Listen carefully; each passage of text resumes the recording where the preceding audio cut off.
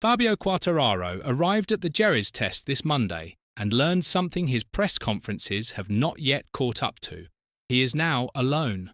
Not professionally. He is signed to Honda for 2027 and 2028 on a deal reported to be worth €15 million. Alone in the sense that matters more this season. The voices around him have flipped. Yamaha cancelled his media duties because they were afraid of what he would say. Yamaha's own engineers are quietly briefing journalists that his feedback has become useless. A Yamaha legend has broken cover to attack him by name, and this Monday at Jerez, his own brand sibling Pramac went on record contradicting the entire story he has been telling. So how did the most sympathetic narrative in MotoGP collapse this fast? And what happens to a rider whose criticism nobody around him will defend anymore? Let's start with the version of the story everyone accepted. Yamaha's V4 project is a disaster. The team finished the Thai Grand Prix with its 4 bikes in 14th, 15th, 17th and 18th. Its worst start to a season in the modern era. Quartararo qualified 16th in Buriram, finished 30 seconds behind the winner and gave a flicked middle finger to his M1 in the test. At Austin, he said the team had no idea how to fix the problems. At Jerez this week, he confirmed he is taking a little bit out of the development process. The reigning 2021 world champion publicly stepping back from helping fix the bike he is paid €12 million a year to ride. The story wrote itself. Frustrated champion, broken machine, nothing left to fight for. But here is what changed. Yamaha cancelled its rider media duties after the Thailand Grand Prix. That is not normal.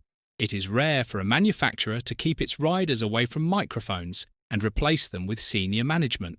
The reason was reported the same week. An internal Yamaha source told Motorsport España, Fabio finished the race furious. It was better for the team if he didn't say anything, because he could have ruined everything. That is not a routine PR decision. That is damage control aimed at one rider on the 4-bike grid. The waiver from MotoGP's commercial body cited the delicate nature of the situation. The factory was no longer trying to protect the bike. It was trying to protect itself from its own world champion. Then it got worse. Matt Oxley, one of the most respected paddock journalists in the sport, reported what Yamaha's own engineers are saying privately about Quartararo's feedback. The phrase used was too emotional. The contrast they drew, by name, was with Marc Marquez, a rider who walks into the garage after any session and deletes all the emotion before talking, because he knows emotional feedback contaminates the data. Quartararo's engineers are no longer treating his comments as technical input. They are treating them as venting. That is a factory technically dismissing its number one rider from inside the building and letting it leak. There is no other reading of that. And oh yeah, this is the moment Jorge Lorenzo entered the conversation. Lorenzo, 3-time MotoGP world champion with Yamaha, the rider whose name still represents the brand at every paddock event. He was asked about Quartararo's behaviour. The answer was on record. Lorenzo said the criticism was not fair and reminded everyone that Quartararo is paid many millions to represent the brand. That is not a journalist's interpretation. That is the most decorated Yamaha rider of the modern era, using his platform to publicly call out the current factory rider. When Lorenzo says it, he is not speaking as a private citizen. He speaks as a Yamaha icon, making a corporate point in public, because the corporate side cannot say it out loud yet. That was the third voice. This Monday, at Jerez, the fourth voice arrived. Gino Borsoi, the team manager of Pramac, Yamaha's own satellite team, the brand sibling, the squad that races the same M1 V4, went on record with a position that stops the Quartararo narrative cold. Asked about the criticism around the project, Borsoi said, "Why do people think Yamaha isn't doing a great job?" He laid out the actual situation. The current bike started to ride 3 months ago in Malaysia. The deficit is a second to a second and a half against rivals who have been refining V4 architecture for years. To him, that is a great job. Not damage control, not face saving, a direct contradiction of his own factory rider's framing, delivered at the same circuit. on the same day. And let's be honest about what Borsoi just did. He did not have to say any of that. Pramac's results have been just as bad as the factories. Toprak Razgatlioglu and Jack Miller have struggled too. The easy answer was the diplomatic one. We're working hard, it will come. Borsoi went further. He said the criticism is unjustified.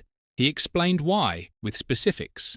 And he did it at the same venue, on the same day that Quartararo was facing his own round of interviews. That is not a coincidence. That is a satellite team manager deliberately preempting the factory riders' narrative on the brand's biggest weekend so far this season, from inside the same Yamaha tent. So this is now a forefront isolation. Yamaha cancelled his media duties. Yamaha engineers are leaking that his feedback is useless. Lorenzo went on record attacking the criticism. Borsoi just contradicted the entire framing in public. And the people who are not even inside Yamaha are noticing. Japanese paddock observers covering Honda, the team Quartararo joins on a reported €15 million deal in 2027, have started writing openly that Honda is going to be uncomfortable with what they are inheriting. Whether or not Honda has said it themselves, the paddock is now saying it on their behalf. That is the moment when criticism becomes structural. When even the people not yet in the same room are bracing for the same problem. People thought the story of Quartararo's 2026 was a wronged champion fighting a broken machine. It was really a champion who has lost the room and is about to walk into a new room with the same posture and a bigger contract. Quartararo built his identity around being the rider who tells the truth about the bike. The people who actually build the bike, used to ride for the brand, and run the parallel team. None of them are backing his version anymore. He is not a victim of Yamaha. He is the rider Yamaha had to silence to protect itself, and the rider Honda is now being warned about by people not even employed there. And that is the part that matters for what comes next. The bigger problem is not the rest of 2026. It is what happens at Honda's launch in January. The 850 cubic centimeters reset is coming for everyone. Honda is reportedly ahead of schedule on its 2027 prototype.